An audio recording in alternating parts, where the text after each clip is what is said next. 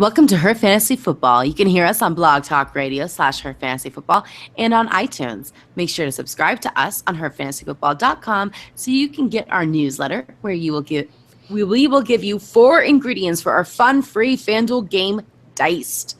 And a friendly reminder, make sure to tune in to our radio show on SiriusXM Fantasy Sports Network from 9 to 11 Eastern on Saturday night.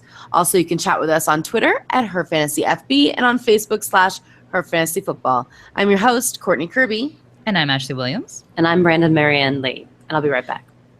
And it's week 3. And she's out. And I'll be right back. She's out. Like half of the players in the NFL. Right. That's so really true. awesome. Really awesome But trying to Brandon figure your lineup.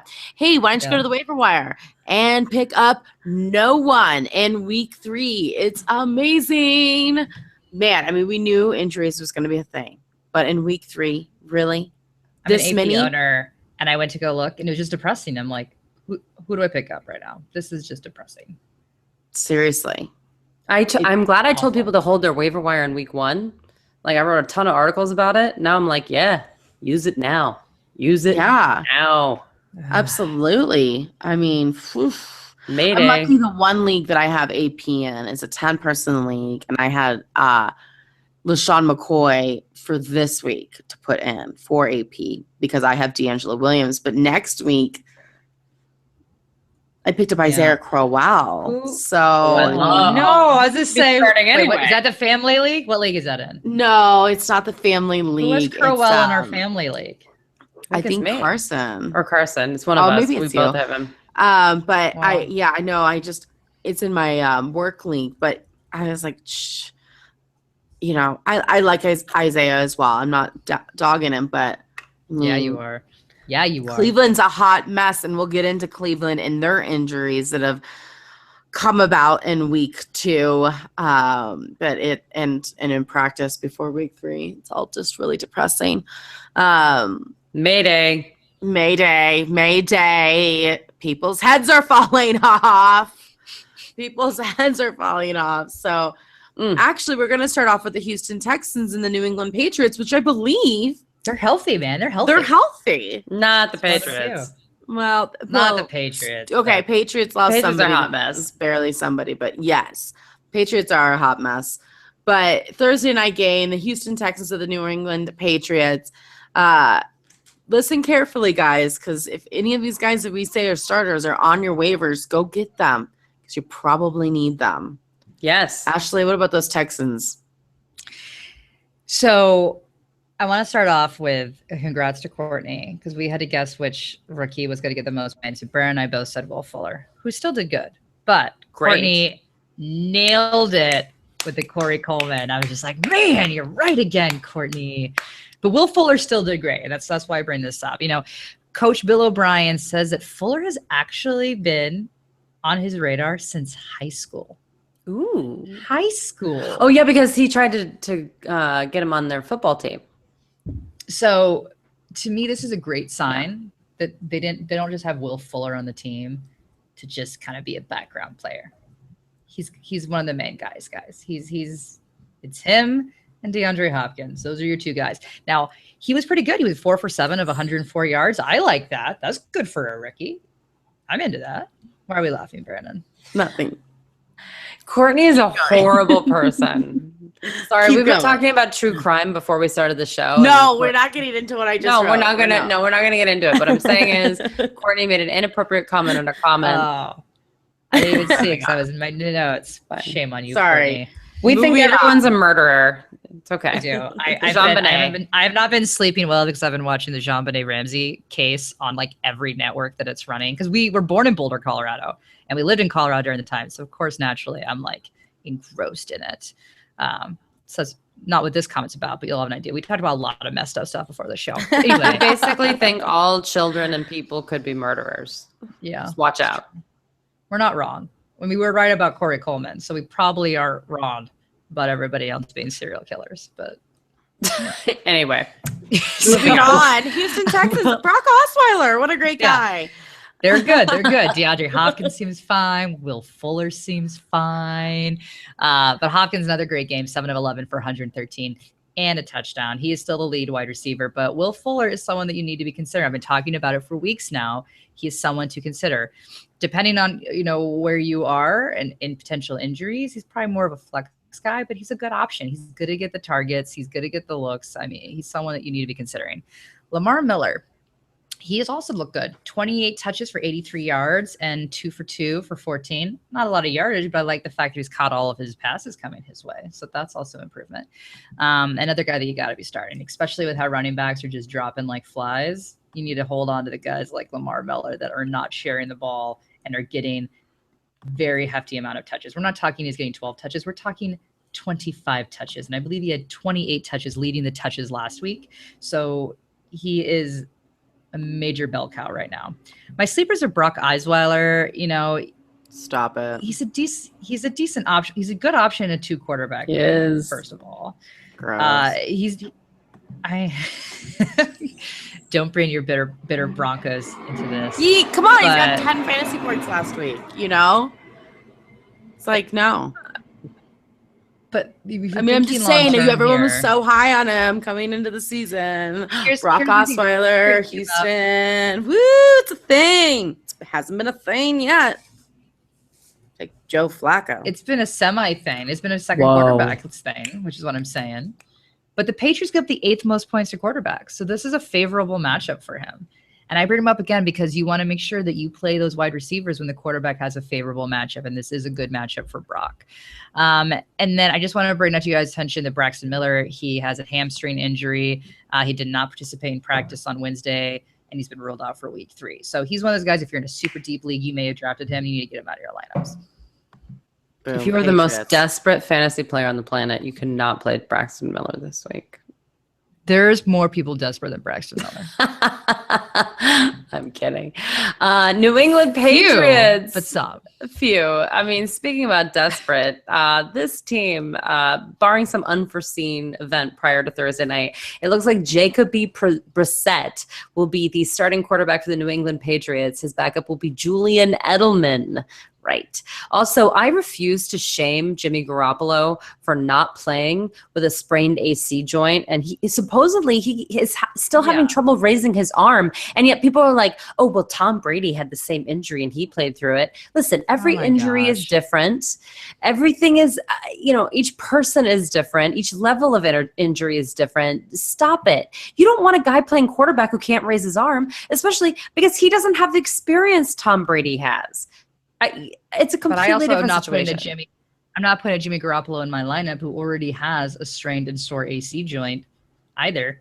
You got to look somewhere else for this week, right? I mean, I'm not going to play him. He's not going to play. He's not going to play. It's going to be Jacoby Brissett, and they've already started preparing Julian Edelman. So to me, it's done.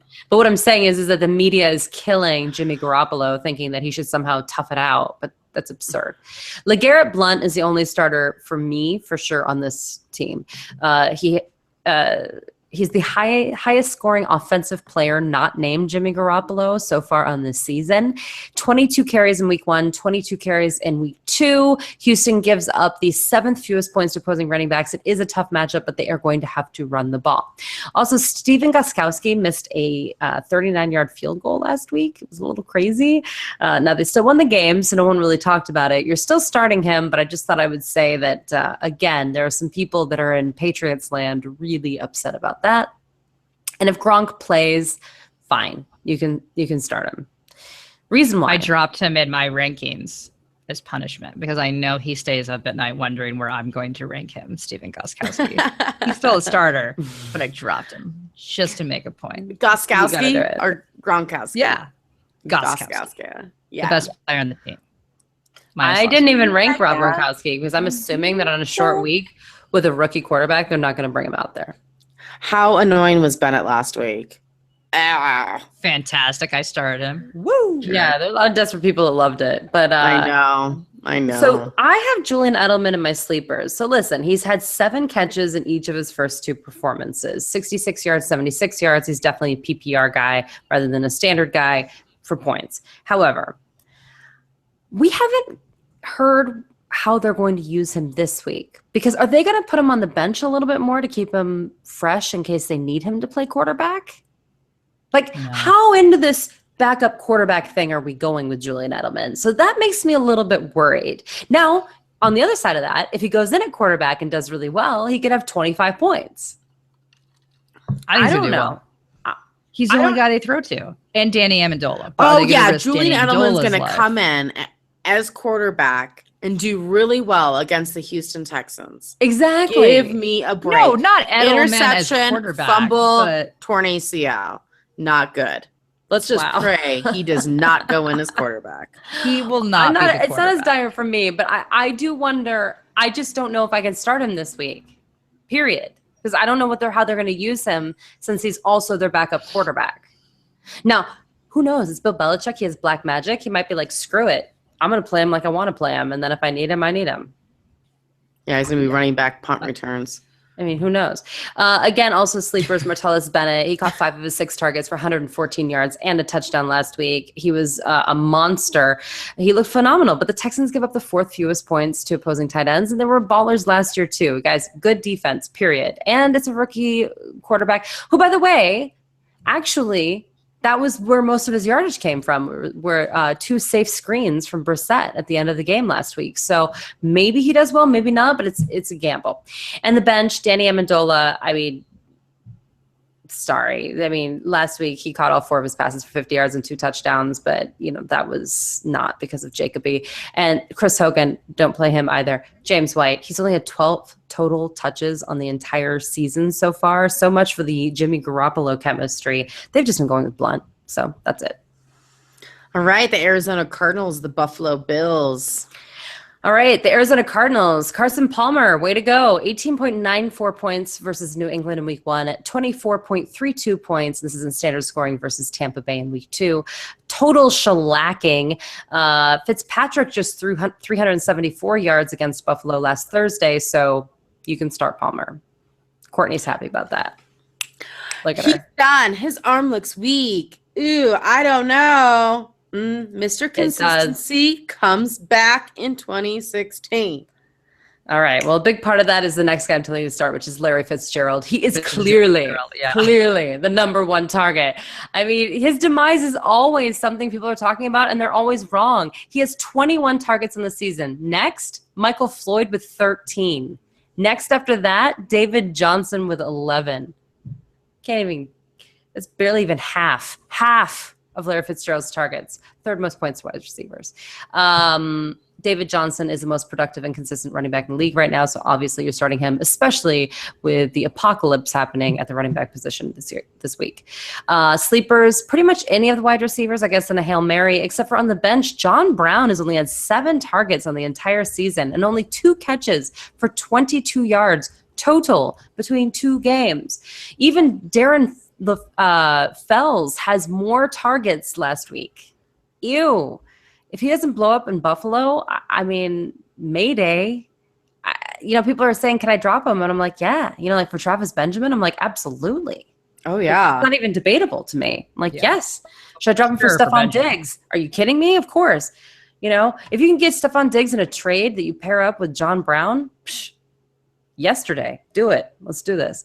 Darren Fells, he had a good game last week. Don't do it. And Chris Johnson had a big game last week, but that was only because they were up by an exorbitant amount of points, and they know that David Johnson's the man, so they put Chris Johnson in. By the way, congratulations, Chris Johnson. It was great, but you can't predict a blowout like that. Sorry. It'll be close with the Buffalo Bills and that The defense. Bills do like that. It'll You're be right. close. This would be the closest, but I'm still Yeah. not quite comfortable telling you to start Chris Johnson. No. It's like we can predict a few things here, Brandon. We could, Yeah. Okay. Listen, I do not like this matchup for any of the Bills, and that's just the way the cookie's going to crumble this week. I am putting LaShawn McCoy into sleeper category. Yes, he is not a sleeper. Yes, you have to start him, but I do not love him this week. He faces a tough Arizona defense that has given up the 5th fewest fantasy points to running backs this year. They did give up more than 11 fantasy points to LeGarrette Blount in week 1, but no Tampa Bay running back got over 3 fantasy points in week 2. Now, McCoy has yet to rush more than 60 yards this year, you guys. that is not good. And if he doesn't find the end zone, it really won't be good. Mm. There's a possibility with that against Arizona. So I would expect 10 points. We have him ranked number 10, but you may get less out of him this week, you guys. It's really, really scary. I do not love Tyrod Taylor this week. I did not love him last week, and he got almost 25 points. So that is why he falls into the sleeper category. He is, at this point, inconsistent. So you don't know if he's going to do well or not. It's kind of the Buffalo Bills Rex Ryan way. It was So all in we a have handful him- of big plays.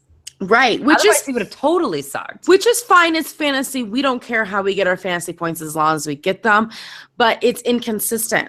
And so you Mhm. play at a risk.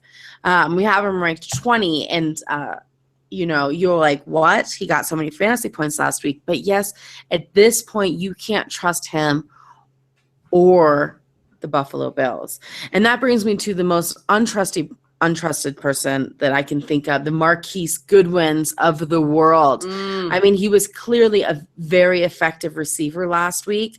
He had 5 targets, but he only caught 2 of them, but he caught them for 112 yards and a touchdown. Now, mind you, the week before he had 0 fantasy points, okay? So he really falls into that boomer bust person. Yeah, his speed looks fantastic, all right? But when you have an injured Sammy Watkins and now people see Marquise Goodwin, Arizona's not stupid. They're like, oh, okay, bye. And it's not worth it, you guys. In daily, okay, I would maybe put a flyer on him because they're Cheap. going to have to do something to score on the Arizona Cardinals. But it's not, super cheap, but it's not worth your year-long roster spot, guys. We all saw what Sammy Watkins did to us last week. He did absolutely nothing. 2 fantasy points. And he'll be shadowed by Patrick Peterson this week. So I am not playing him again this week unless something comes out that he's absolutely 100% and just fabtastic. It's not a good matchup for him, including Charles Clay, who is also listed as questionable. He should remain on your bench as well. Bills defense, oh yeah. They're out of the top 25 now. And Dan Carpenter. Oakland Raiders at the Tennessee Titans. All right. So the Raiders, again, are starting off very strong. They did the same thing in 2015. I'm starting Derek Carr until he dips under 20 fantasy points. I'm sorry. I mean, if I get a guy where I know every week he's getting 20 points, I feel good about it. Now, to be honest, the Tennessee Titans defense has been a lot better than people anticipated. However, they played against Detroit and Minnesota. So they faced Sean Hill and then Baller. Matthew Stafford, Baller. who Stafford's a little bit of baller-esque, but Yeah. not enough for me to be scared. That's all I'm going to say about that. 299 yards and 3 touchdowns last week. The week before it was 319 yards, but only 1 touchdown. They had the majority of their touchdowns on the ground against New Orleans. So feeling good about that. Latavius Murray. Okay, I get it. He's not exciting, but he's still the lead back in a high-powered offense, and he will continue to get you fantasy points. And again, it's desperate times. You feel great about having That's right. Latavius Murray. That's Stop right. complaining. Gosh, people are crazy. And then Amari Cooper and Michael Crabtree both have 11 catches. Cooper went for 208 yards with those 11 catches, and that was off of 20 targets. Michael Crabtree only 118 yards, but that was only off of 14 targets. So they're completely different in terms of their efficiency. But for fantasy purposes, and then also Crabtree had a touchdown. Cooper has not gotten one of those yet. So my point is that both of them are must starts every week. They're like Eric Decker and Brandon Marshall. It is what it is. And you know what? Michael Crabtree in all DFS formats is a fraction of the price of Amari Cooper. That makes 0 sense. Exploit that. However, I will say that Tennessee, again, great defense, but their best matchup as a team is going up against the Tennessee secondary. So I think they'll throw the ball a lot. So Just FYI. Sleepers is Clive Walford. He seems to be crawling back to the top of the depth chart. He caught 6 of his 7 targets for 50 yards and a touchdown last week. But Tennessee kept Rudolph and Ebron in check. So, but still, I think that he is someone you can keep on your roster. I wasn't quite sure after week 1. And then bench DeAndre Washington and Jalen Richard. They're both handcuffs, but you can't play them even if you're desperate this week. I am sorry. So there you go. And then, coming up, they're at Houston, at Miami, and versus Cleveland. So keep those Raiders on your starting lineup. Just Houston stuff. But other than that, we're good. Tennessee Titans, Ash. So I'm going to start off with just in terms of how they rack up defensively. So the Raiders gave up the absolute most points to quarterbacks, 12th most points to running backs. Not great with wide receivers, the 14th fewest to wide receivers, but that still is kind of middle of the pack, so it's not horrendous. The 6th most points to tight ends, 8th most points to kickers, and the fewest points to defenses. So what does this tell me when it comes to this team? The only thing I really care about is the running back and tight end on this team, which both have good matchups. So that is good news for you. So DeMarco Murray, again, 12th most points to running backs here. He ran 12 times for 89 yards last week. Now, granted, one of those was 67 yards. So that's a big portion of that 89 yards with 12 catches. So I don't love that. But again, because this is a good matchup, I think he's going to actually have a really great week.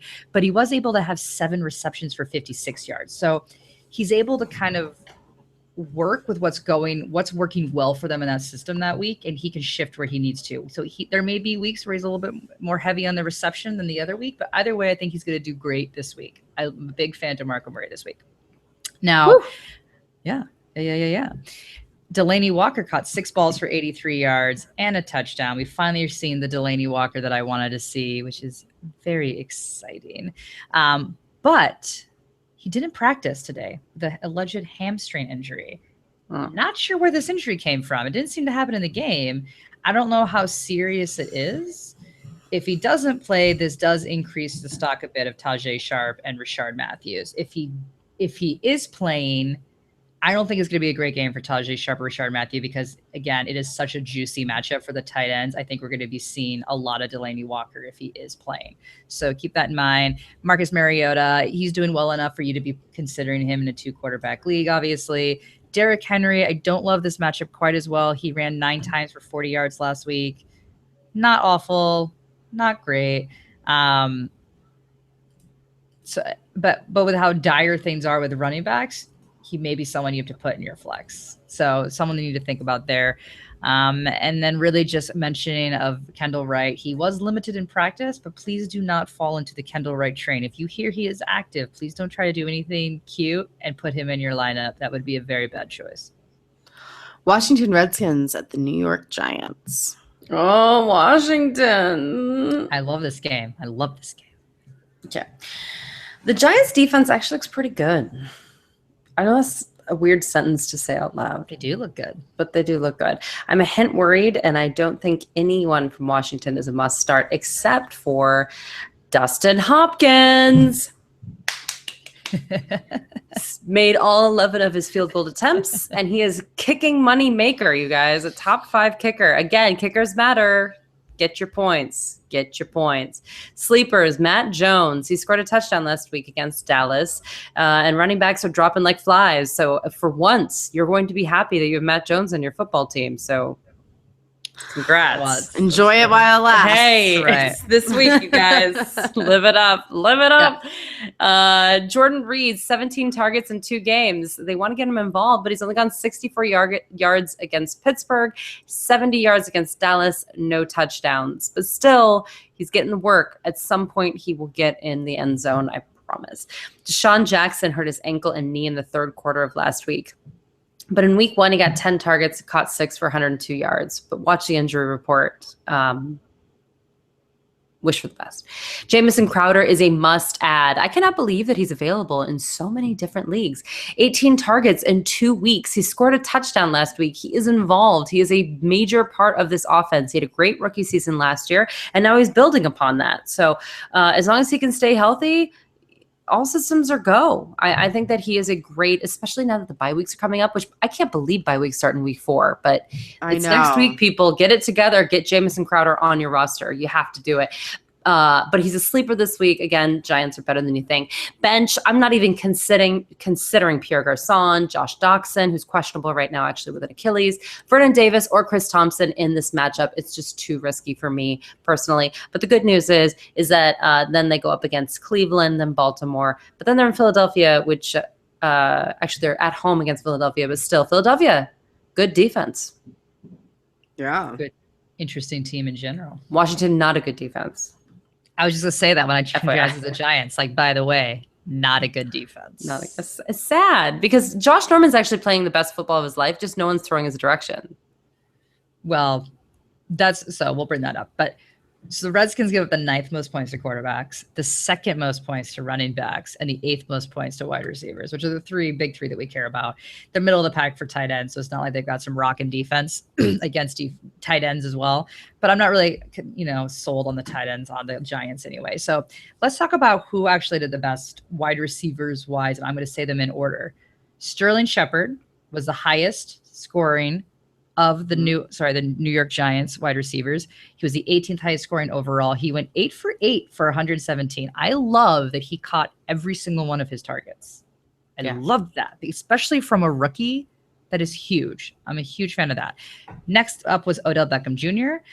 He caught 8 of 11 for 86 yards. He didn't catch a touchdown. If he had a touchdown, it would have been great numbers. But he will be shadowed and followed and stalked by Josh Norman, because what they've been doing is, they haven't had Josh Norman necessarily lining up, playing man on man against the best receiver on the team. They've been doing a certain side of the field. And Josh Norman has been very clear about, hey, I play for the Redskins and I do what the Redskins tell me. And if that's what they say to do, that's what I'm going to do. That's right. But they came out saying that they didn't have him basically lining up against the best receiver because they didn't want to make what's his name, Brashard, feel bad. Oh, sorry, Breland feel bad. Yeah, Brashard. I'm like, when did we care about a player's literal feelings when it comes to the NFL? About like, well, you don't think he felt bad when he was getting smoked? That's what I'm saying. Like, seriously. how are you doing? I mean, come on, that's how you make him feel bad. Holy crap. That's horrible. What they ended up doing is turning Throw this the into guy a a circus that it lifesaver. could have been if they would have just put Norman on the lead receiver of each team. Because now it's a thing, right? Because now we've had to call out Rashard Breeland not doing great. So, well, it's not calling out; it's just calling the game. The guy was getting torched. he is getting, but now it's to the forefront, right? Which it didn't need to be. Sad. No, you're right. Just sad. Anyway, so they are finally changing their philosophy, and Norman will be white on rice on Odell Beckham Jr., which has me a little concerned because we do have some viable receiving options here. Because again, you had Sterling Shepard go for 117, you had Odell Beckham Jr. go for 86 yards, and Victor Cruz, he was 4 of 8 for 91 yards. So, I mean, all of them are showing up and performing. They all have decent numbers. It's not like they only have to throw to Odell Beckham Jr. So this has me a little bit nervous because you drafted him as your first, second overall pick, and thus far he hasn't exactly topped the charts of the wide receivers. They have more options than they did last year. So I'm a little bit concerned about that. But I do like Eli Manning this week. He was only the 23rd highest quarterback last week, but he had 368 yards. I'm into that. Yeah. I mean, he did great. So throw a few touchdowns in there, and you've got a very high-scoring game. And again, the Redskins give up the 9th most at quarterback. So I think we're going to be in action there. I don't love Rashard Jennings this week, even though it's a good matchup for them. I'm not into it. And there's really nobody else on this team you need to concern yourself with. Fabulous. The Cleveland Browns to the Miami Dolphins. Yeah, let me make this really quick for you. Although I think the Miami Dolphins, congratulations to them. They really tried to make a comeback against the New England Patriots last week. That was respectful. I respect that. It was, yeah. So, and of course, like a garbage truck goes right by right now. It's beautiful.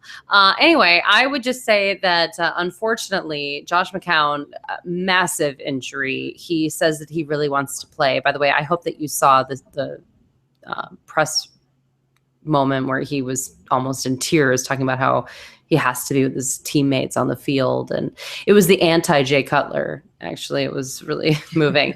And So he's trying to get back, but let's be honest, it's going to be Cody Kessler, who is a rookie quarterback from USC that a lot of people don't believe in at all. So good luck to him. And then today at practice, Corey freaking Coleman broke his hand. That's right. He finally gets a 2-touchdown game and he breaks his freaking hand at practice because we're in the apocalypse. And anyone who tells you otherwise, I tell them to go on Twitter or the news. And I'm telling you, it's over for all of us. But it started with Corey Coleman breaking his hand at practice. You heard it here first.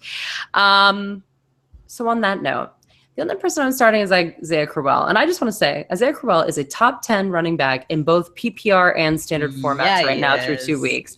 And we had him ranked so much higher than everyone else because we were like, Hugh Jackson wants this guy to run. Why? I'm a believer. I've been a believer. What's the problem? I don't understand. Well, let me tell you something. I don't want to say we're psychic, but yeah. So the only people that have scored more than 10 points in 2 games on the Browns would be Isaiah Crowell, Corey Coleman, broken hand, Josh McCown, broken everything. Duke Johnson's only scored 10.6 and Terrell Pryor 10 exactly. So that's my stardom sleeper sit-em spiel, which means sit everybody except for Isaiah. Yeah. Isaiah. We love you, Isaiah Crowell. I don't. I lost to I do. Ashley last week because of Isaiah. Sure. That's right. Duke, you lost it for me, man. All right, the Miami Dolphins. They're playing against the Cleveland Browns, which is delightful. Sign me up. It's still the Dolphins, guys. It's still the Dolphins, so don't think that it's going to be all rainbows and unicorns. But we are going to start Jarvis Landry.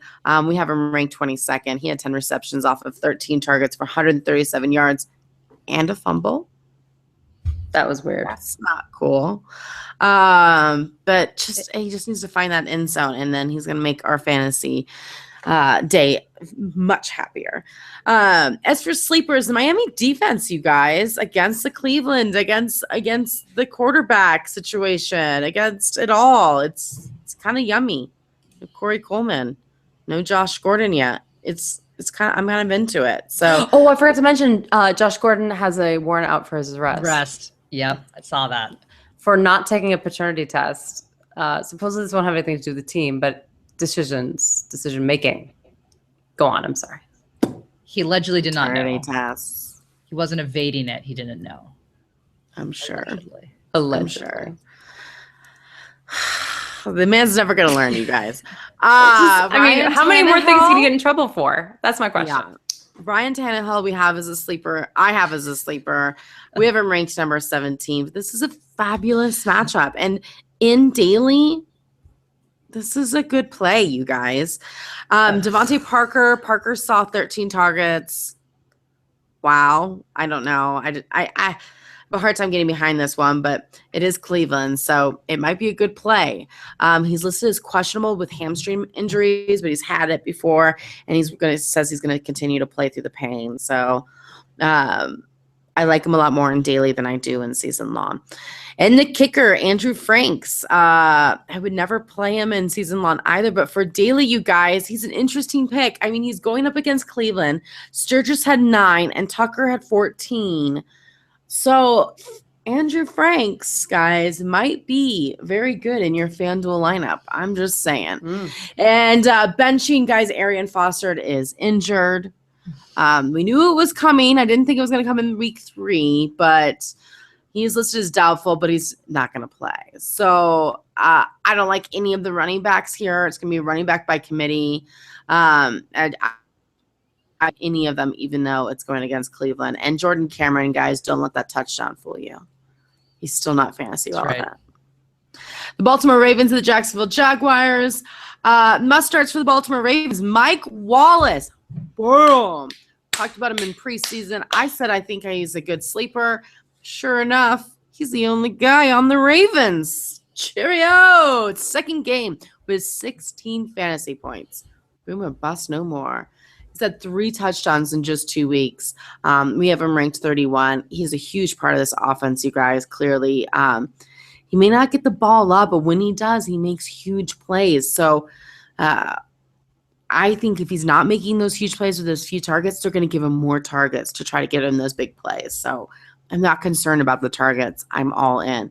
Sleepers, Flacco was supposed to be a must start last week.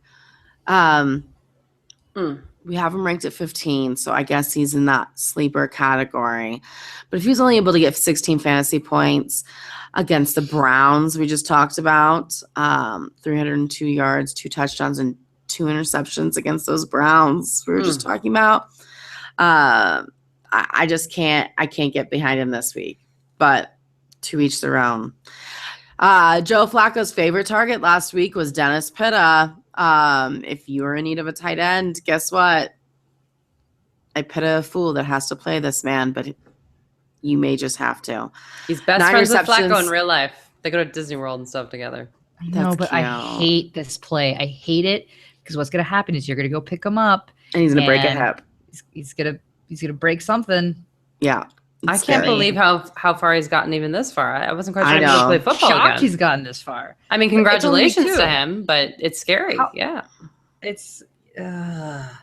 Eek. I mean, Yeah, listen, I do like the best friend for connection. daily, I think absolutely. For season long, maybe, and must start, absolutely not. I can't say he's a must start. You give me options, yeah, maybe I'm going to tell you to pick Pitta over him this week. but I tight ends can't- are so bad this year. exactly. I can't just like say yes. He's a must start. Steve Smith, he's no more than a flex, you guys, and sad, but that's where we are right now. Doesn't mean it's going to stay that way for the rest of the season, but that's where we are right now. Bench, unfortunately, you just can't touch this backfield, you guys. It seems okay in theory, but the sharing of the ball, neither one are being productive. It's not good. And Kamar Aiken, the guy we all thought was going to, do something, isn't doing anything. He falls off our rankings completely this week. He's had 2 receptions for 14 yards in the 2 games put together. So I just can't. I can't do it. Do you think As he's far- hanging out with John Brown? Yeah, They just like sitting there being like 2 catches, we're good. it's cool. We're good. It's They're like cool. hanging out All at I a need. cafe, smoking. Yeah. I'm a team player. Right. player. France.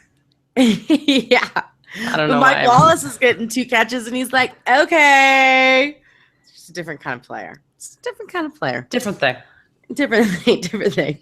The Jaguars, don't look at this matchup on paper, against Baltimore. It says that they're really tough, but Baltimore played against the Bills and the Browns.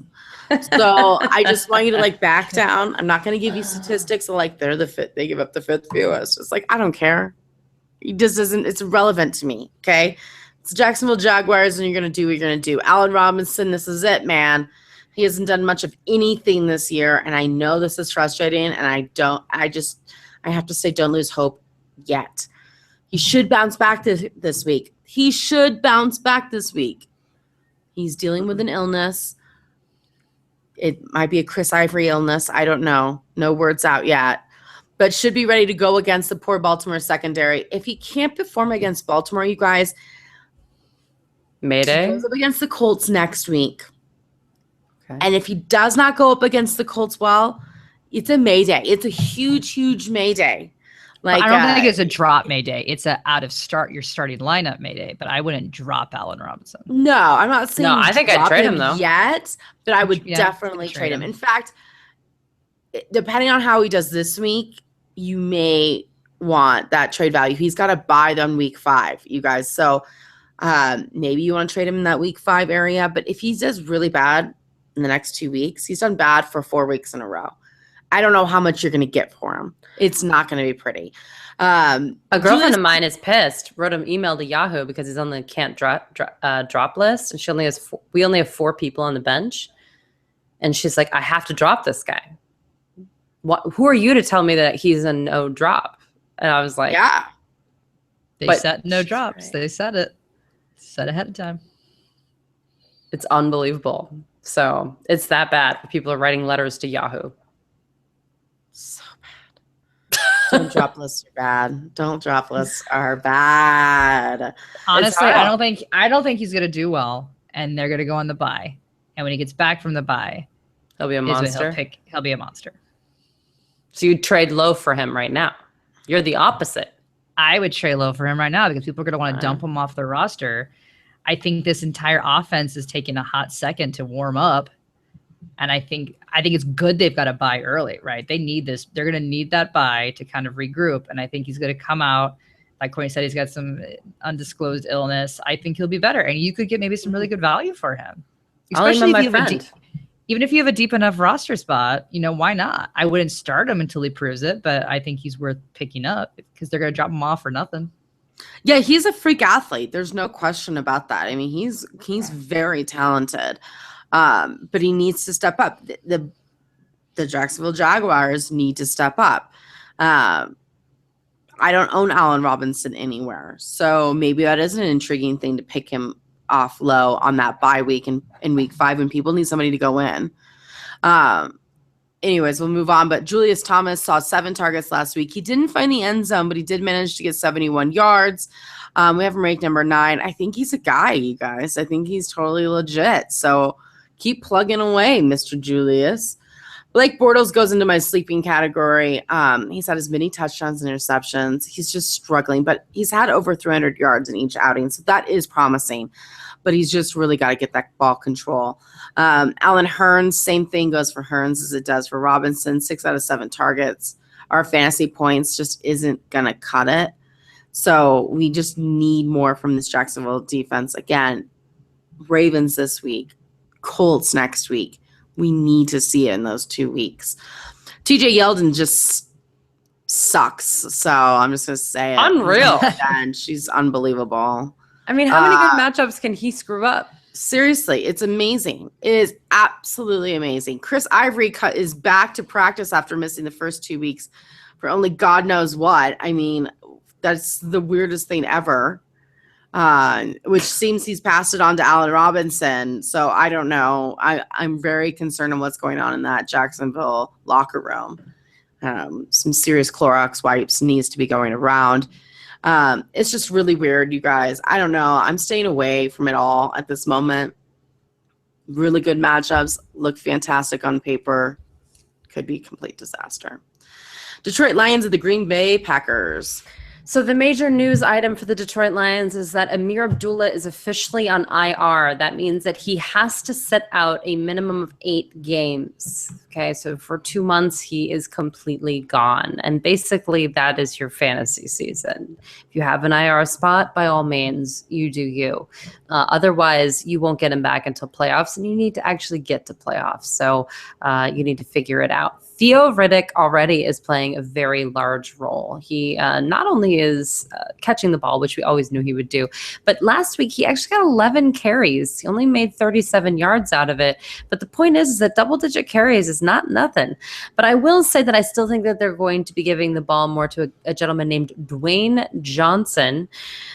He is a rookie. You don't know much about him. Last week he only got 4 carries for 31 yards. But, he's someone that, Dwayne Washington, they're trying to get him the ball. So he only had 2 carries for 1 yard the week before, but then he also went in for a touchdown.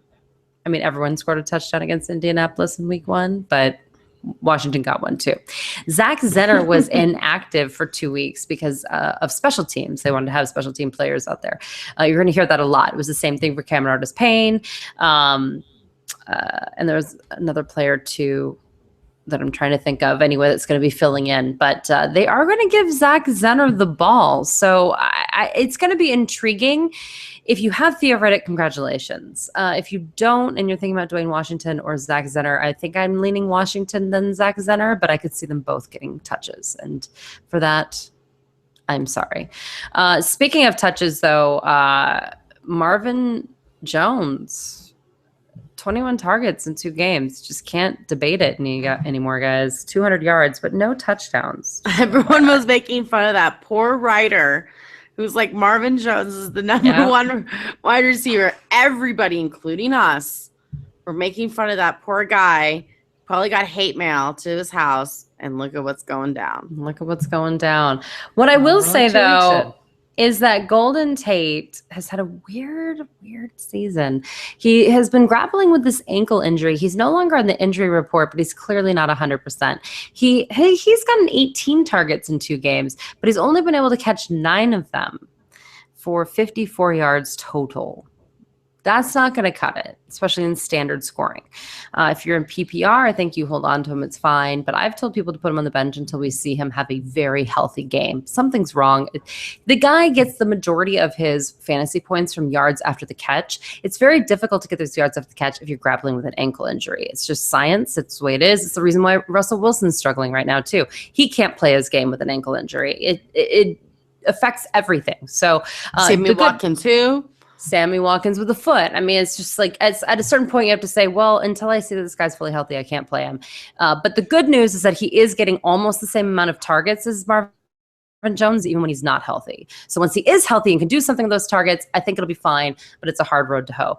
And Eric Ebron, you know what? He is questionable right now. Definitely consider watching the injury report. Green Bay does give up the 3rd most fantasy points to opposing tight ends.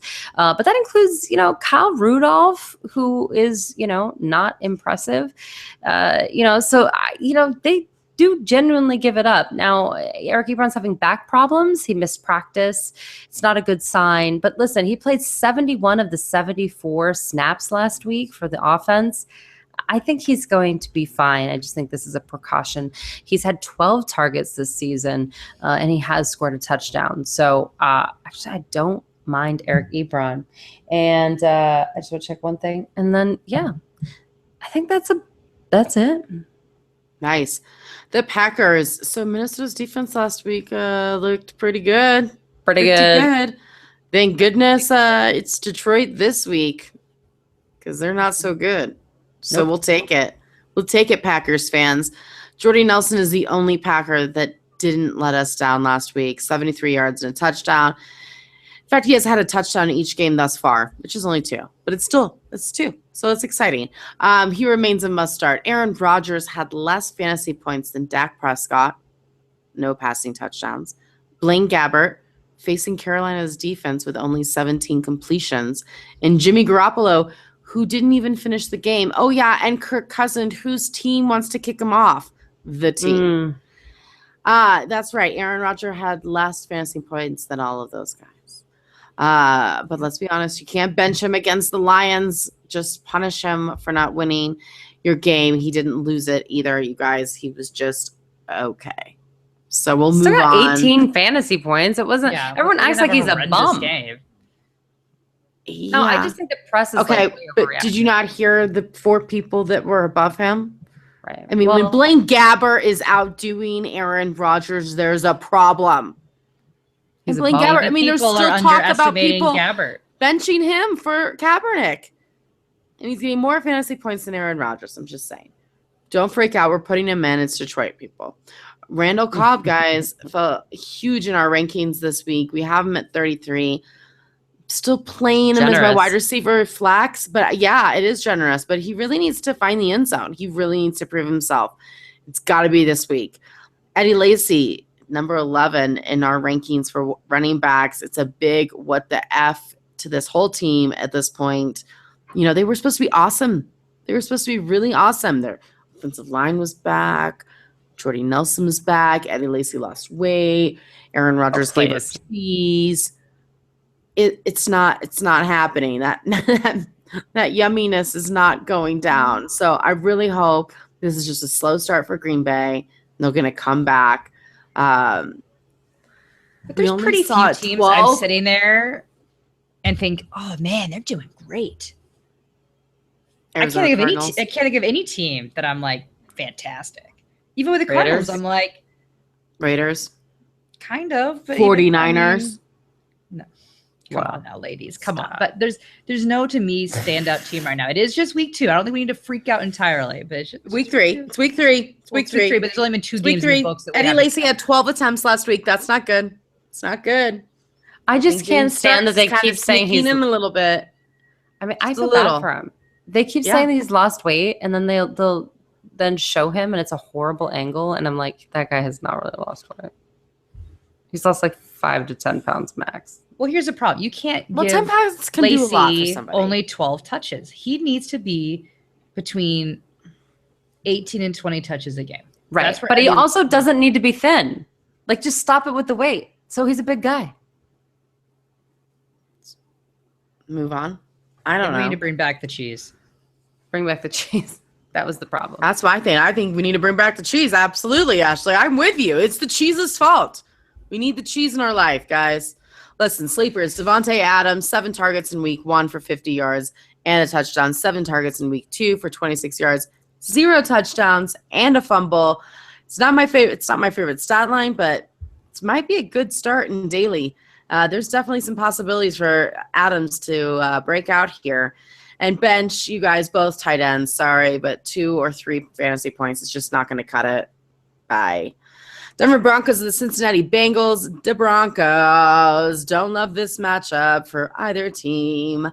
But the Denver Broncos is good. Defense, I'll take them. I have them in number 2. They had 22 fantasy points last week against a good Colts offense. Love it.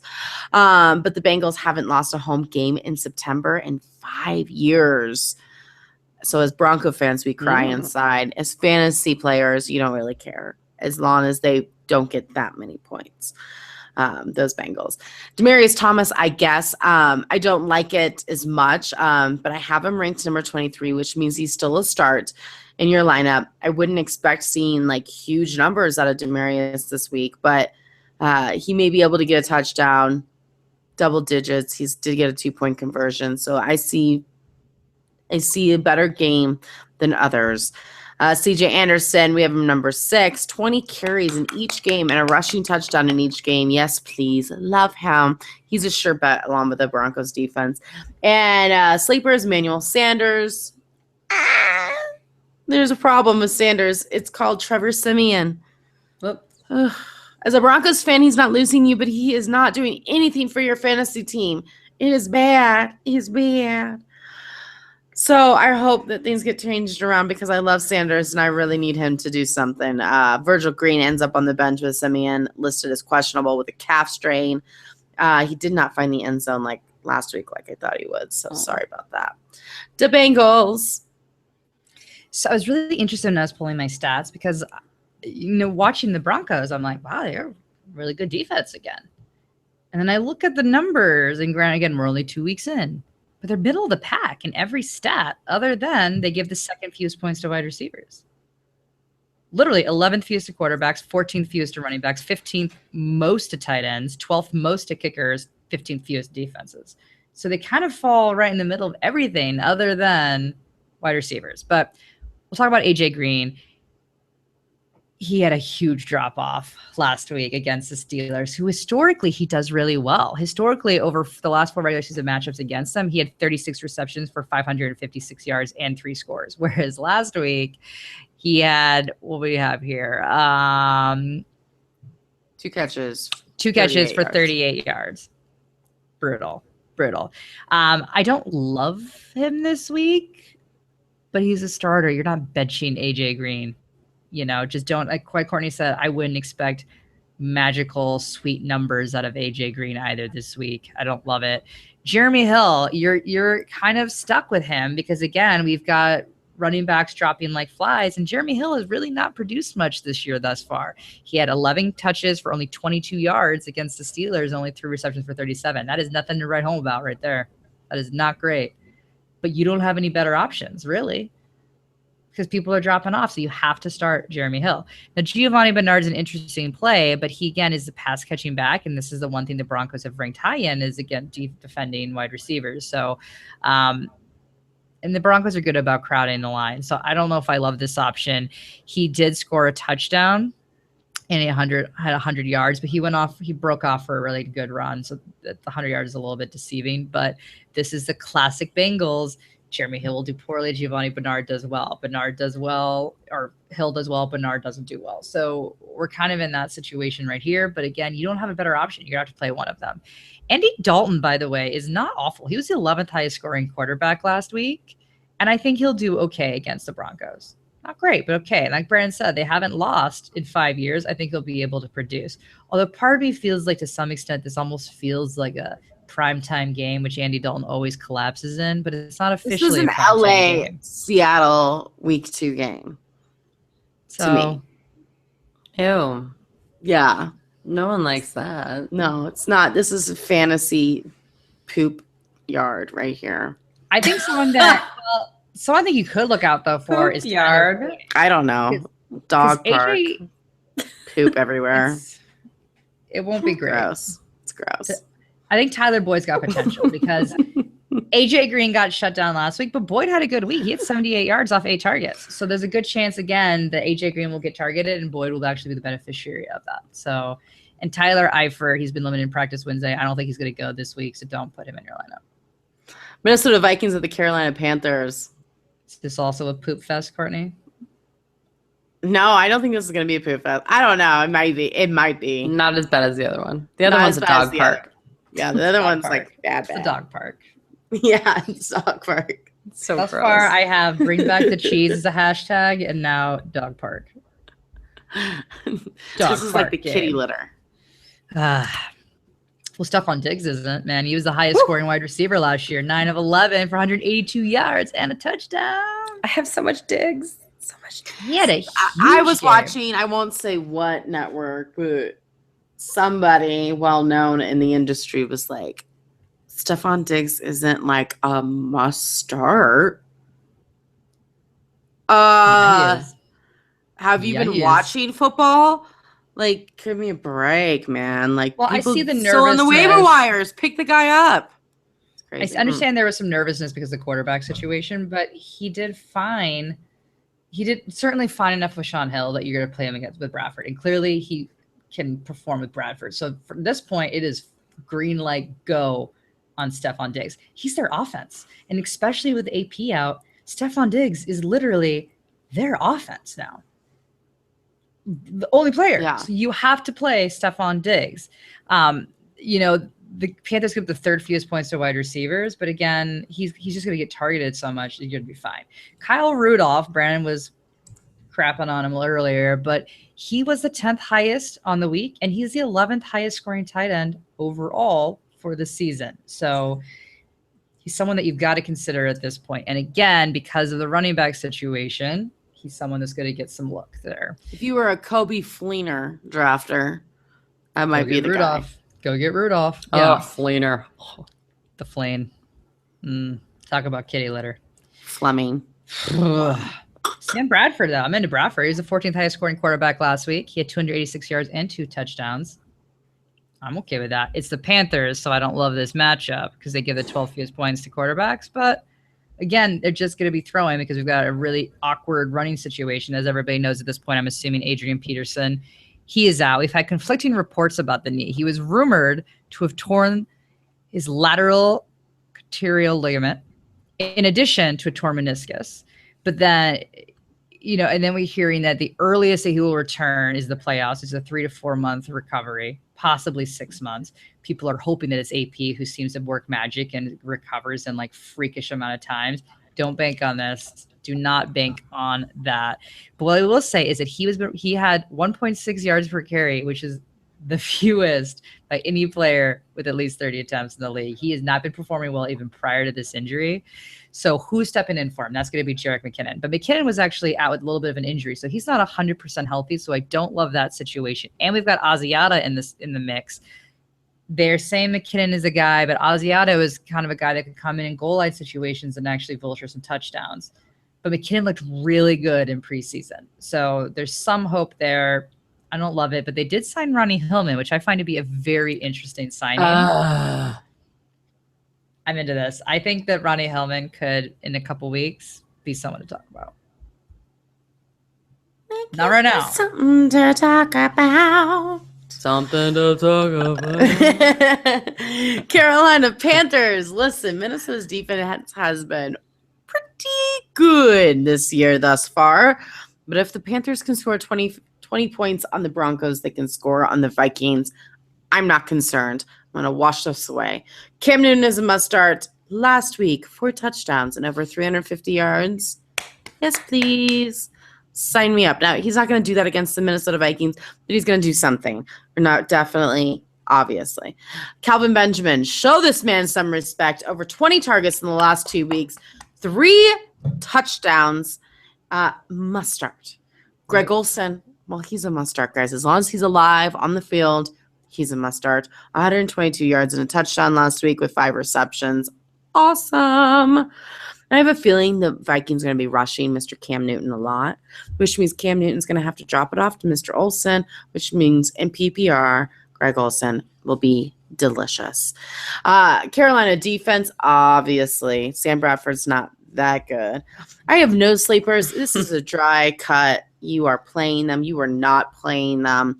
Jonathan Stewart, Liston is doubtful, but let's be honest, he's not going to play. Mm-mm. That leaves Fozzie Whitaker and Cameron Artis Payne. As Brandon mentioned earlier, Payne was out the first 2 games, healthy scratch, because he doesn't do anything for you in the special teams aspect. Well, now they need him as a running back. Sure. Okay, so he's in. I don't care. I don't want either one of these guys this week. I'm going to stay away from both of them until we can really wrap our heads around this no Jonathan Stewart thing and against easier defense. So, bye on the bench. Los Angeles Rams against the Tampa Bay Buccaneers. Wow, those Rams. Defense came back. Yeah, they did. Yeah, there it is. Woo! Offense is awful. You know it's bad when Kenny Britt is your highest scoring person on the offense. That is true. It's not good. I love that Case Keenum resumes his position at number 32 on the quarterback listings. Thank you, Brandon. Please don't ever move him for the rest of the season. I just feel like that's a good home. It's a nice I little haven't been comfort tempted zone. yet. Nope. Nope. He has given you no reason to move him to 31. No. No reason. It's No. so good. It's so good. Listen, I am not touching this team with a 10-foot pole. You drafted Todd Gurley. Unless you're the defense. Well, unless you're the defense. Even But then. even then against Tampa Bay, well, Yeah. I don't know. Winston looked pretty darn awful last week. Oof. So it might be legit. Okay, I'm starting LA, but I'm not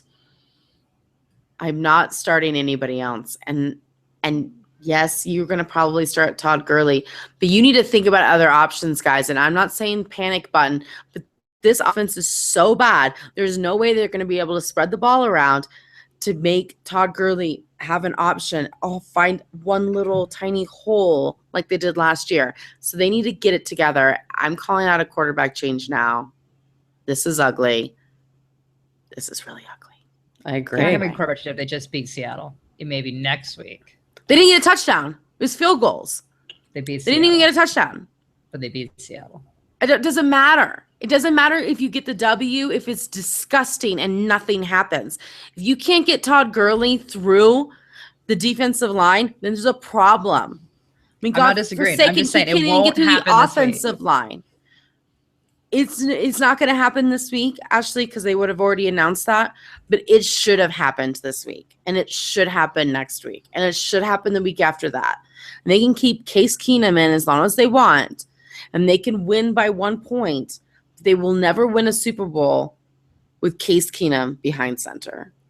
If Brandon really wanted to make a point, Scene. she would have at the number 32 spot, Case Keenum / Jared Goff.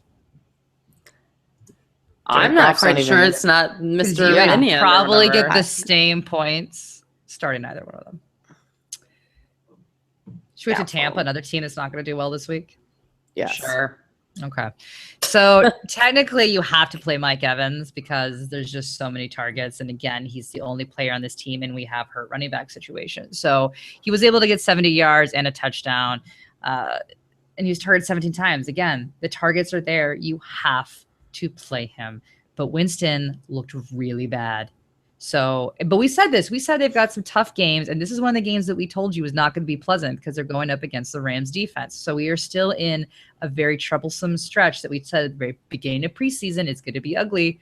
They've got a stretch of some tough games, and this is going to be one of those cases. So you're not playing Jameis Winston. Do not even be tempted by it. We've got a hamstring injury with Doug Martin, so he's expected to miss 3 weeks. 3 weeks for that case. So that puts basically Charles Sims in the talk here, but he hasn't been exactly performing fantastically. So I'm not super encouraged by that. Cecil Shorts, you have to be, I'll just say, we're talking deep leaves of Braxton Miller. Cecil Shorts is the person that's even deeper if you are in a crazy league. Suffered a hamstring injury, so we got an issue with that. Vincent Jackson, I don't love that either. He's not doing great. He's got 4 receptions, or only 44 yards off 9 targets. That's not wonderful. But Adam Humphries, he's at least somewhat interesting because he's basically a no-name, so nobody even covers him. He had 6 receptions for 67 yards. But why would you even remotely take a risk on anyone on this team? You literally can only play Mike Evans from this team this week. Mike Evans. Unless you are in a serious running back situation and you have to take a flyer off Charles Sims. But I don't love it at all. San Francisco 49ers, the Seattle Seahawks. Okay, so Vance McDonald, I've been talking about it. He was the 4th highest scoring tight end last week. And I've said it, he's not a yardage guy. He has minimal targets. He went 1 for 2, but he was able to get 75 yards and a touchdown. And he is the 2nd highest scoring tight end overall on the season right now. So It's nuts. It's so crazy. It is crazy. The guy literally has like 4 targets on the year, and he's the 2nd highest scoring tight end because they look to him in the red zone. That's who Gabbert throws to in the red zone. It is Vance McDonald. So this is somebody that you have to consider. Again, if you have a fleener, go get Vance McDonald because he is barely even owned, and he is the 2nd highest scoring tight end, and he will get you a touchdown. Get Vance McDonald. I know it's not a sexy pick. I know it sounds crazy. The targets are not there, but go do it. Just go do it. Sleepers, we had Jeremy Curley, who had 11 targets in week 1, but then he didn't have a great week 2. He's only 3 for 6 for 29 yards. So I'm not loving this because Curley is kind of a target guy. So that's concerning. Now, Torrey Smith at least had somewhat of a decent game, but again, he only had 3 catches, which is not wonderful. But it's for 55 yards, but he got a touchdown. So I'm not loving any of the wide receivers on this team. I don't know why you would love any wide receivers on this team. So I mean, if you have to play Torrey, you have to play him in a flex and just kind of cross your fingers, but I don't like it. But Blaine Gabbert, he's on, oh my goodness, Blaine Gabbert, he's on my bench. But similar to what Courtney had said earlier, he's doing better than you would think, which is more of a reflection of how poorly other people are doing than how well Blaine Gabbert's doing. Because he's only 17 of 36 for 243. Granted, he had 2 touchdowns, but he also had 2 interceptions. Now, he was the 8th highest scoring quarterback last week. He is the 15th highest scoring quarterback on the season. And he has scored more points than Blake Bortles, Marcus Mariota, Carson Wentz. People are raving about Carson Wentz, but he scored more points than him even. Cousins, Tyrod Taylor, and everybody's golden child, Russell Wilson. Just He's want to point hurt. that out. I He wasn't hurt the first game. No, he wasn't. Yeah, he did. He got hurt in the first game in the 3rd quarter. Not hurt enough. He was able to play the second. He's not that hurt, Brandon. They get banged up a little bit. All right. Come on now. Don't get on that bandwagon. But I also don't like Carlos Hyde this week either, guys. I don't like him either. Carried the ball 14 times for only 34 yards. Granted, it was against the Panthers, but this is against the Seahawks. That's not going to get any better this week. You need to find a different option than Carlos Hyde. So we go to the Seattle Seahawks. It's also not great. I want to point out just off the top here that the Seahawks were fined $400,000 and have to forfeit a 5th-round pick in the 2017 NFL Draft for violating the CBA's agreements to not have excessive contact in off-season workouts. So they have already been fined for this 2 years ago, and Pete Carroll was also fined $200,000. I think the Seahawks have just basically set some money aside and said, we don't really care what your rule is. This is what we're going to do, and it is what it is. So just good old little Seahawks note off the top there. I don't love the running back situation. We got Thomas Rawls, who suffered a leg contusion. He did not practice on Wednesday, yet they are saying he's on pace to play this week. So that is intriguing. So Christian Michael technically is in the mix, who actually has been doing better, but you're in, again, a kind of a fuzzy situation of not knowing how that ball ratio in terms of carries is going to be laid out for the week. So if you can find something else, please do. But again, things are tight with some of the injuries, so you may have to go one way. I would lean Christian Michael at this point if you had to do one. Russell Wilson did practice in full on Wednesday. Again, rough week. He was the 25th highest scoring quarterback last week, and he's the 27th highest on the season. Not even top 10. We're talking not even top 25 here. But I will say that Russell Wilson sometimes starts off slow. If we look historically over the last few years, he does start a little bit slow, and he starts to pick up around week 10 is when he goes like balls to the walls. So this isn't completely unheard of, and you shouldn't necessarily entirely freak out. But if you have a second quarterback option, we do have him still a little bit dicey, a little bit hurt. You might want to look elsewhere. Like maybe play Gabbert. I'm kidding. But I won't be surprised if Gabbert has more. Not Daryl, you would not be surprised if Gabbert got more fantasy points than Wilson. I wouldn't be surprised. No, I'm not. I'm dead serious. Crazy. But I Crazy understand talk. It's that true. your soul may hurt playing Gabbert over Russell Wilson. There's no possible reason why you should do that except for his stats. San Francisco is going to keep playing well, and it's going to be like week 10, and we'll be like, fine. Okay. Fine. Okay. Yeah. Doug Baldwin, guys, he also got hurt, but it was limited in practice today, but he's expected to play. He had to get an MRI on his knee injury that he suffered. So not wonderful, but he's expected to play. So just keep an eye on that. Tyler Lockett also was hurt. He was limited in practice. We've got two main targets for Russell Wilson that are not exactly top notch. Jimmy Graham says he's feeling like a beast. So maybe this will be the game that he gets some love because Wilson's too hurt for the deep ball threat. And maybe some dump it to Jimmy. Although highly unlikely because Jimmy Graham is a terrible blocker, which means that Russell Wilson will not have the time to even do the dump. Perfect. But I don't love Pittsburgh anybody. Steelers at the Philadelphia Eagles.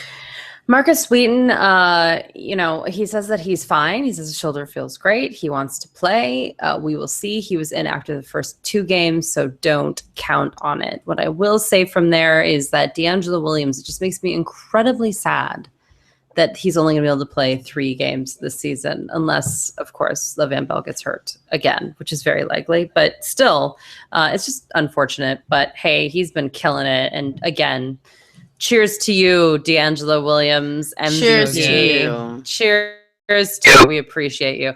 Ben Roethlisberger is, usually a must start. Although the Eagles are wonderful at defense this year, which is great because they just don't have Chip Kelly having them out there on the field 75% of the time. So it ends up that they can keep fresh and get a lot of things done. So I wouldn't expect monster numbers from Ben Roethlisberger or Antonio Brown. Again, sorry, but you never bench Antonio Brown. I don't care.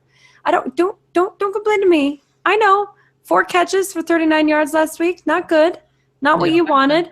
But are you really going to sit Antonio Brown?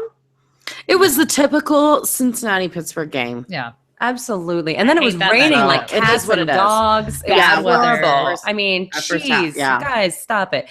Sammy Coates, whatever. Eli Rogers, whatever. To me, they're both matchup people, and this is not the matchup that I would play them in. Jesse James did get that touchdown that we thought he would score. Still only 8.9 points, though, in standard scoring. So, but still, the guy, 12 targets in 2 games, and he's a tight end. And again, if Vance Mills number 2, that means these are desperate times. So I'm sure you're still starting him. But other than that, yeah, you're just waiting for Le'Veon Bell to come back.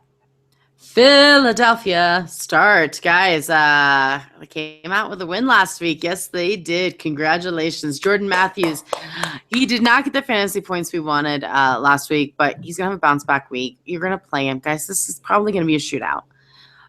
Philadelphia's defense is good, but they're really good on special teams. I think they're going to let a few touchdowns slide for Pittsburgh, and we're going to like seeing these fantasy points go around.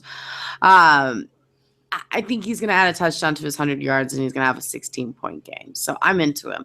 Brian Matthews did what we all needed from him last week. Thank you very much. One of our Twitter fans said he won his league. So I'm proud of that. Unfortunately, I'm not really into his jam this week. Tough matchup. It's a tough matchup. I like Caleb Sturgis. Not a bad play this week. Only owned in 2% of Yahoo leagues, guys. 9 points in week 1, 13 points in week 2. I think it's going to be a scoring game. I think they're going to need Sturgis. I'm kind of into it. Sleepers, the Eagles defense, as we were saying, guys, they've scored double digits in both of their addings. I don't particularly like them this week. So I'm not going to play them this week. Next week, they're on their bye. So you don't have to pick them up yet. But keep an eye on the waivers, you guys. During that bye week, if you have a spot, pick them up. Pick them up. They have nice matchups coming up after the bye. Carson Wentz is a sleeper. His fantasy numbers have not been great, but this should be a shootout, as I said. So I think he might throw his first interception, but I think he's going to have multiple touchdowns as well. I'm even saying he might run one in.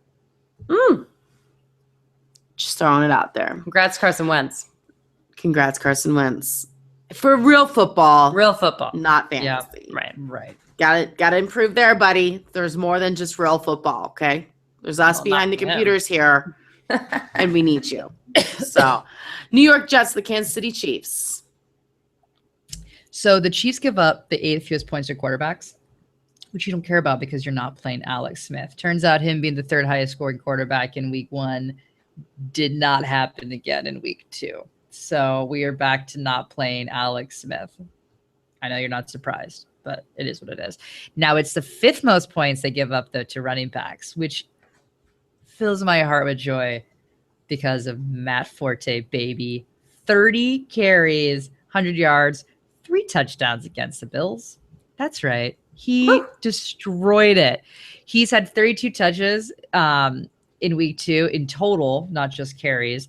And he is the 3rd in the NFL for rush attempts, and he's tied for 1st for rushing touchdowns. He's the man. We were telling you beforehand that we love Matt Forte. Everyone's like, oh, Forte, he's old. Yeah. Nope. He is still glorious. He is fantastic. Unfortunately, Bilal Powell, who used to be a classic sleeper that we could count on every single year, he really doesn't need to be used because Forte's got such great hands. Powell always came in as a pass catching back out of the backfield, but they got Forte. They have really no need for Powell right now. So that's a little bit sad, but good news if you're a Forte owner. Eric Decker, he was fantastic as always. 6 catches for 120 yards and a touchdown. You're playing him again because, again, it's a good matchup.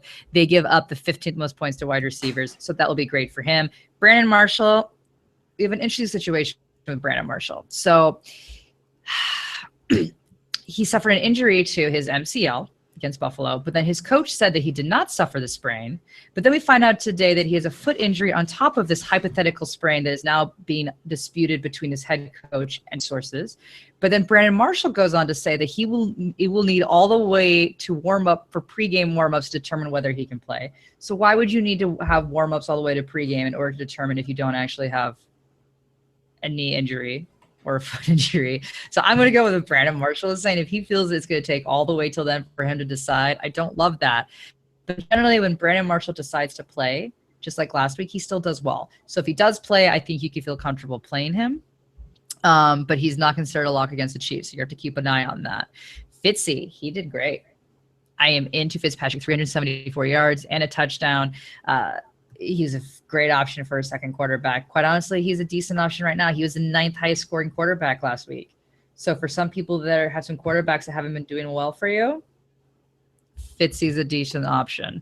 So I said Alex Smith. I meant Ryan Fitzpatrick earlier. Quincy Enunwa is another guy that is interesting. If you've got some situations with wide receivers that have gone down, this is someone that Fitzy loves, Brandon Marshall loves, and Eric Decker loves. They cannot say enough good things about him. I've mentioned him multiple times on this show. Go out and get him. Get him. Now to the Chiefs. I mentioned Alex Smith too early, is what it is. I don't love any of them at all this week. Macklin did not do great. He was only 6 of 15 for 68 yards. Yes, that's a mass amount of targets, but don't love it. Travis Kelce did not do great. He is the 23rd height. Tracy Kelce.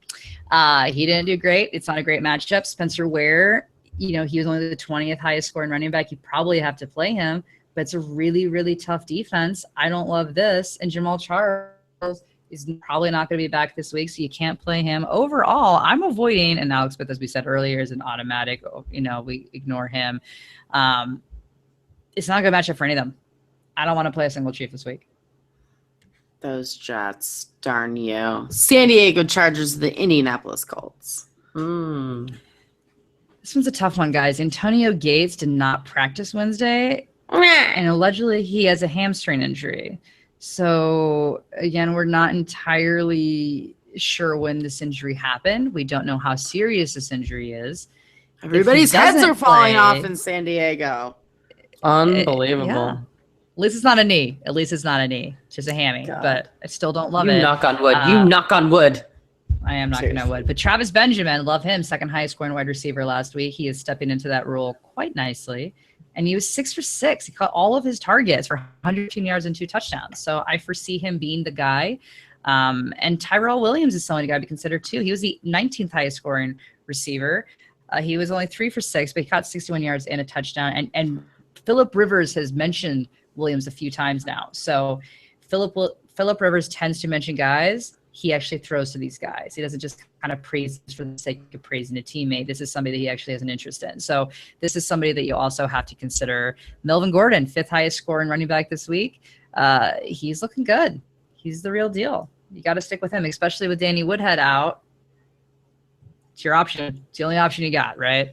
Phillip Rivers, I say he's a sleeper. He's done decent, 4 touchdowns. Not fantastic, but also not bad. And then your bench, Danny Woodhead, he's obviously on IR with a knee injury. Dexter McClusker was signed. Don't love that. I like it. I like Dexter over. Who else did they sign? Monte Ball. Oh, Monte Ball. Mm-hmm. I just don't. And you got Griff Whalen, who again is useless. You don't have to consider yourself with. Colts. All right, easy peasy, but starting with depressing. So Dante Moncrief is out for actually an extended period of time. This is not a 1-week injury. 4 to 6 weeks is what they're estimating right now with a fractured scapula. Yikes. So you run, don't walk, and pick up Philip Dorsett if he is available. The problem is, you what? You hate that? I hate the Moncrief injury. Yeah, it's really bad. Not the Dorsett, but I hate the situation. It could mean more targets for T.Y. Hilton, but to be fair, he's had 23 targets over the last 2 weeks, but has only caught 10 of them for 120 yards.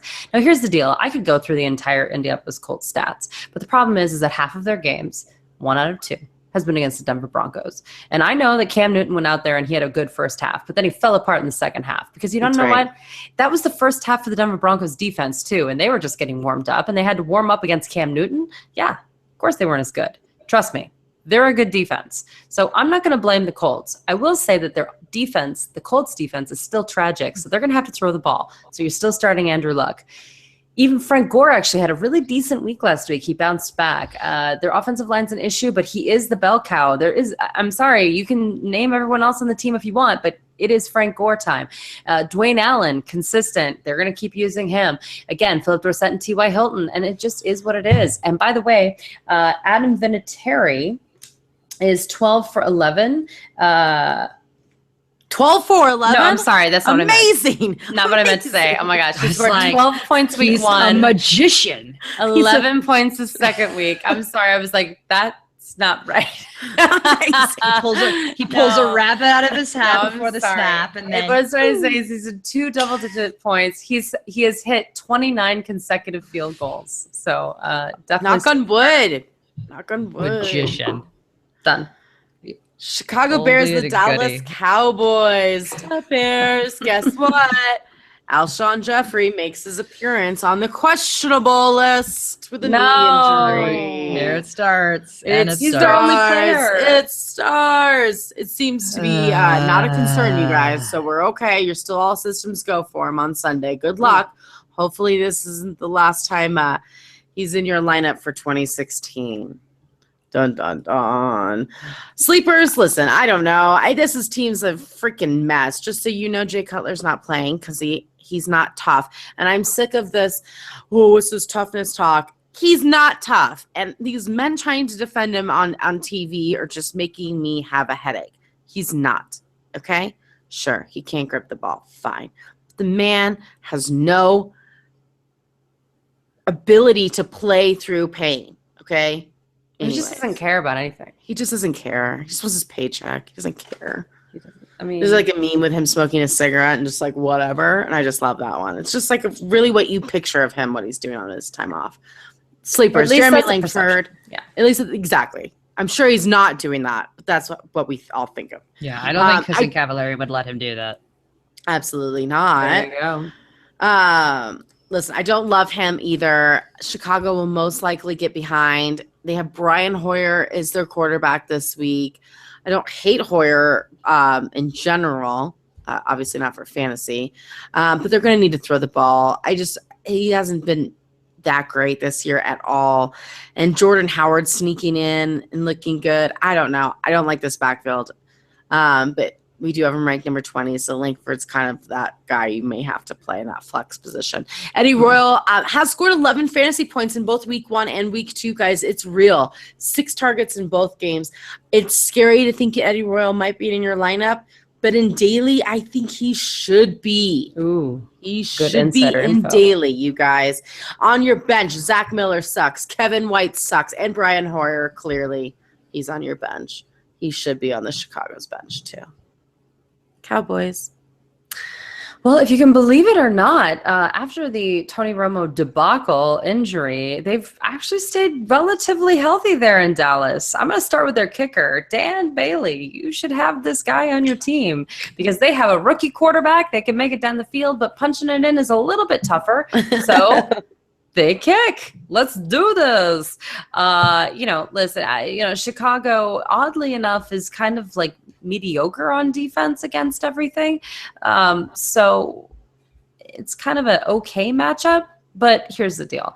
Dak Prescott had kind of a breakthrough game last week, right? He looked fantastic, but he only scored 18 fantasy points. So, it is what it is. Ezekiel Elliott, he continues to score touchdowns, and he continues to fumble the ball and have pass protection issues because he's a rookie. And that happens to everyone. Yep. Even the invincible Ezekiel Elliott is having those problems. But as long as he's scoring touchdowns, we don't care. We don't care. So it is what it is. Cole Beasley is one of the favorite targets of Dak Prescott. We can pretend that's not reality, but it is. Now, it was 12 targets week 1, 6 in week 2, but still, it was a different game. He caught 5 of them for 75 yards, though.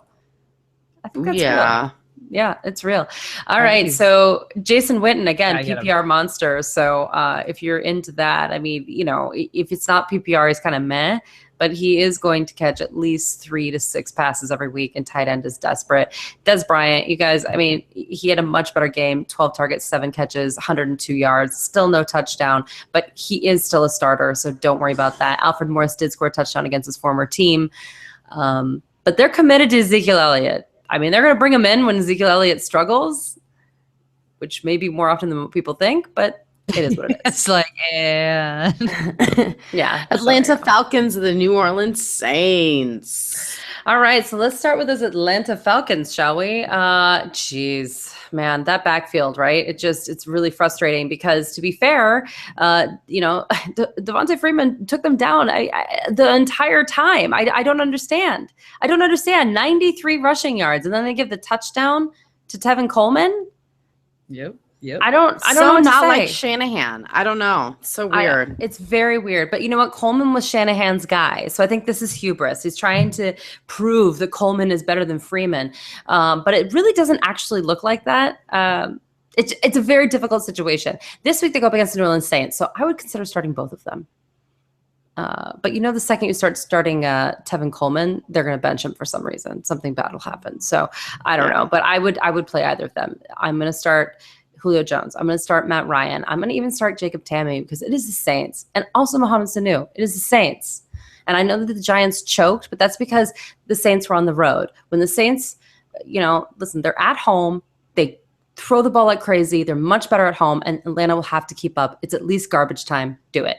As far as the Saints, again, I'm starting everyone. I'm ignoring what happened last week because, again, when they're on the road, they're a completely different team. Drew Brees, Willie Snead, Brandon Cooks, Mark Ingram even. Mark Ingram's the only person who's been struggling, though. I have to be honest with you. I am concerned. If he does not do well against Atlanta, which, by the way, is a team that gives up the 4th most fantasy points, and they gave up a ton of fantasy points last year as well. This is a consistent issue with Atlanta. I know it's only a 2-game sample this year, but that is who they are.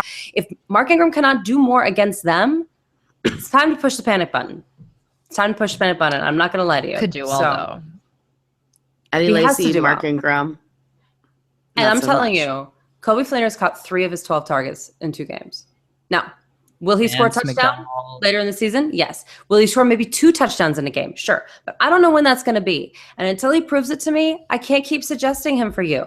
And we keep dropping him, and we're still we're still lower than everyone else, and I still feel like we're too high. It's gotten weird.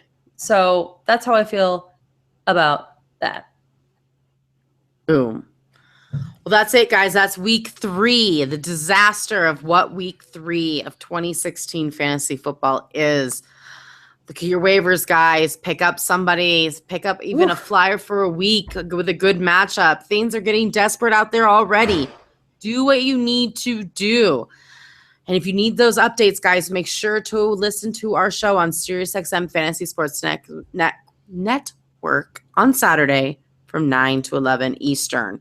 You can also ask us your questions on Twitter at HerFantasyFB and on Facebook /HerFantasyFootball. Until next time, guys, please stay healthy for week 4. No more faking it.